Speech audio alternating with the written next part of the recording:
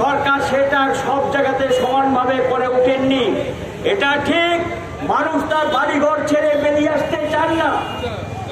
যারা বাড়িঘরে জলে হাবুডুবু খাচ্ছে, সেই মানুষগুলোর ঘরে রান্না হয়নি, মানুষগুলোর ঘরে খাদ্য নেই। আমরা সরকারকে বলেছিলাম যেভাবে ওকে মানুষগুলো বাড়িতে খাদ্য পৌঁছে দিতে হবে।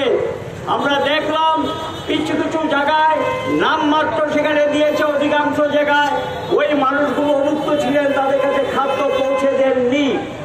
যেখানে ক্যাম্পগুলো ছিল সেই ক্যাম্পগুলো থেকে এখন জোর জবরদস্তি বের করার চেষ্টা হচ্ছে। আপনারা জানেন এখনো উদয়পুর মহকুমার কিছু অঞ্চলে এখনো জল লেগে আছে, সেখানে জল নামেনি। এই পরিস্থিতির মধ্যে মানুষের উপর জোর জবরদস্তি করে বাড়ি ক্যাম্প থেকে বের করে দেওয়া, এটা ঠিক না, এটা অন্যায়।